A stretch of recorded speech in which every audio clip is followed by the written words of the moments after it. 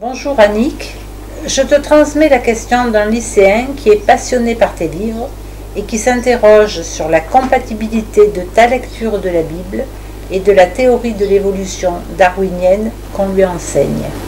Peux-tu nous dire quelque chose à ce sujet?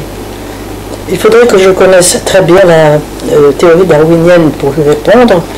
Ce que je crois pouvoir dire, c'est que ce sont beaucoup plus les darwiniens qui ont succédé à Darwin que Darwin lui-même qui ont pensé que l'évolution de tout le monde animal en particulier, mais de la création en général, enfin si tu veux, dépendait beaucoup du monde extérieur, c'est-à-dire du monde social qui l'entourait et qui faisait que les membres des animaux en particulier, leurs organes, etc., s'inclinaient devant les impératifs du monde extérieur.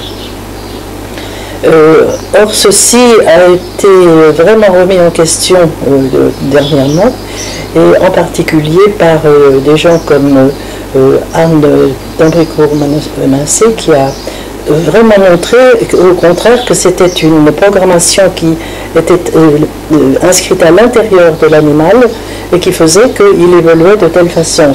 Peut-être que le monde extérieur a une influence, mais n'est pas déterminante. Tandis que l'information qui est inscrite dans les gènes du monde animal en particulier, puisque c'est de celui-là dont il est surtout question, cette information, c'est elle qui amenait toute l'évolution du monde animal. Qui est prédominante. Voilà, c'est ça.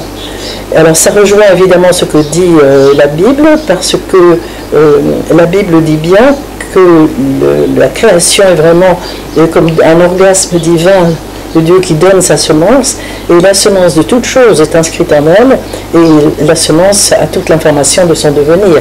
Donc c'est à l'intérieur de l'être, à l'intérieur des plantes, à l'intérieur des animaux, à l'intérieur de l'homme, qu'il y a l'information du devenir, bien sûr. Voilà ce que je peux dire, mais je ne peux pas aller plus loin dans cette question, parce que je ne connais pas assez toute la théorie darwinienne. Et comment tu fais cadrer le fait qu'on dit que l'homme descend du singe? Et est-ce qu'il y a eu quelque chose à un moment donné dans l'évolution, ou est-ce que c'est une programmation totalement différente pour toi, cette trame? D'après Leroy-Gourhan, moi je ne suis pas ethnologue, mais d'après Leroy-Gourhan, la programmation de l'homme est inscrite dans un animal qui est très très proche du singe, mais qui n'est pas le singe.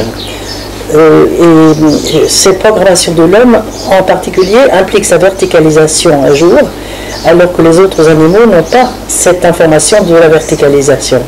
Donc ce sont deux courants différents, très très proches, mais différents, d'après Leroy-Gourhan, et son étude est extrêmement intéressante. Voilà ce que je peux dire. Merci beaucoup.